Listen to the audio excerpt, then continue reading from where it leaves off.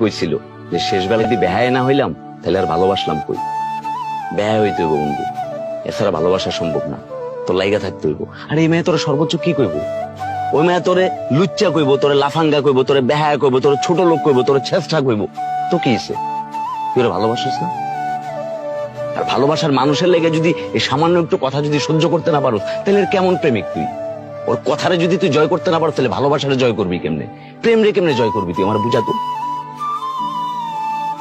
আমি তোরে কি কই, আমার কথাটা বোঝ, আমার কথাটা শোন।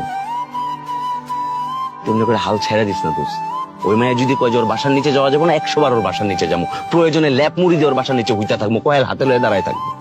কারণ ওরে তুই ভালোবাসোস, তুই কোনো অপরাধ করস নি।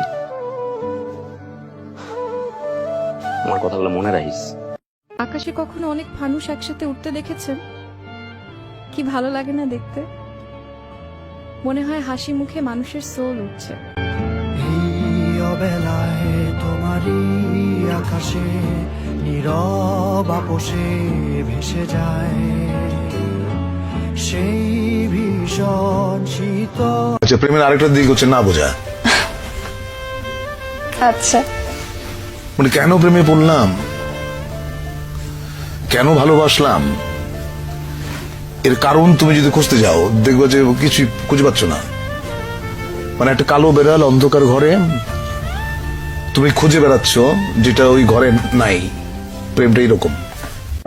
ওই জন্যই একটা কথা আছে, মানে কাউকে পছন্দ করা খুব সহজ। মানে আমি বলতেই পারি ওকে আমার খুব ভালো লাগছে, তাকে পছন্দ করতে রহনা এইটা খুব শক্ত। মানে তাকে আমার ভালোই লাগছে, সবসময় ভালো লাগছে, 3 বছর পরেও ভালো লাগছে, 5 বছর পরেও ভালো লাগছে, এইটা খুব শক্ত।